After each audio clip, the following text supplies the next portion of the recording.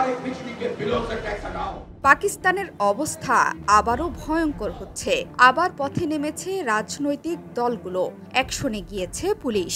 ১৪৪ ধারা জারি হয়েছে রাজধানী ইসলামাবাদ এবং পাঞ্জাবে। ইমরান খানের দল তেহরিকে ইনসাফ, পিটিআই সহ বিভিন্ন রাজনৈতিক দলগুলো সরকারের বিরুদ্ধে তুমুল বিক্ষোভ শুরু করেছে। পাকিস্তান সরকার কঠোর হুঁশিয়ারি দিয়ে বলেছে, নিয়ম লঙ্ঘন করলে ব্যবস্থা নেওয়া হবে। সম্প্রতি দেশ জুড়ে বিদ্যুতের দাম প্রায় দ্বিগুণ বৃদ্ধি করে পাকিস্তান সরকার। জামায়াতে ইসলামীর পাশাপাশি জমিয়ত উলেমায়ে ইসলাম, ফজল এবং অন্যান্য ধর্মীয় দল দেশব্যাপী বিক্ষোভের ঘোষণা দেয়। বৃহস্পতিবার সুপ্রিম কোর্ট কোরআন অবমাননার দায়ে বন্দী পাকিস্তানি নাগরিক মোবারক সানি মামলার রায় পুনর্বিবেচনা করা হবে বলে ঘোষণা করেছেন। এই দুই ইস্যুকে ঘিরে কয়েকদিন ধরেই পাকিস্তানে বিক্ষোভ করছিল দলগুলো। অন্যদিকে পিটিআই ঘোষণা দেয় তারা শুক্রবার দলের প্রতিষ্ঠাতা ইমরান খানের মুক্তির জন্য বিক্ষোভ সমাবেশ করবে। এ নিয়ে উত্তাল হয়ে ওঠে পাকিস্তানের রাজধানী ইসলামাবাদ ও পাঞ্জাব প্রদেশ।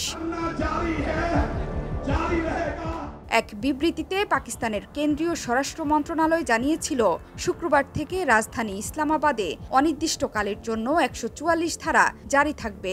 পরবর্তী আদেশ না আসা পর্যন্ত এই আদেশ বহাল থাকবে। জনসাধারণকে কোনো অবস্থায় ১৪৪ ধারা লঙ্ঘন না করার অনুরোধ করে স্বরাষ্ট্র মন্ত্রণালয়।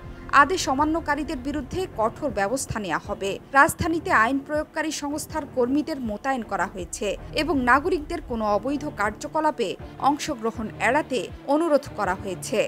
রাজধানীর প্রতিটি সংযোগ সড়ক ব্যারিকেড দিয়ে বন্ধ করে দিয়েছে পুলিশ। শুক্রবার রাজধানী ইসলামাবাদকে কার্যত বিচ্ছিন্ন করে ফেলা হয়। পাকিস্তান জামায়াতে ইসলামী, জেইউআইএফ এবং পিটিআই এর একাধিক নেতা জানিয়েছেন, ২ দিন ধরে এসব দলের নেতাকর্মী সমর্থকদের গ্রেফতার করতে অভিযানে নেমেছে আইনশৃঙ্খলা রক্ষাকারী বাহিনী। ইতিমধ্যে বেশ কয়েকজনকে গ্রেফতারও করা হয়েছে।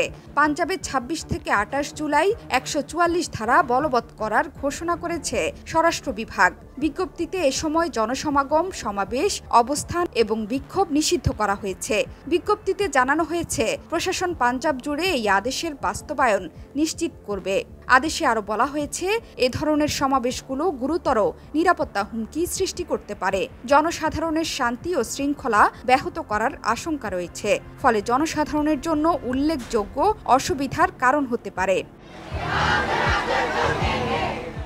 ধারণা করা হচ্ছে, পাকিস্তানের এই সাম্প্রতিক বিক্ষোভের পেছনে ইমরান খানের দল পিটিআই নিষিদ্ধের ইস্যু রয়েছে।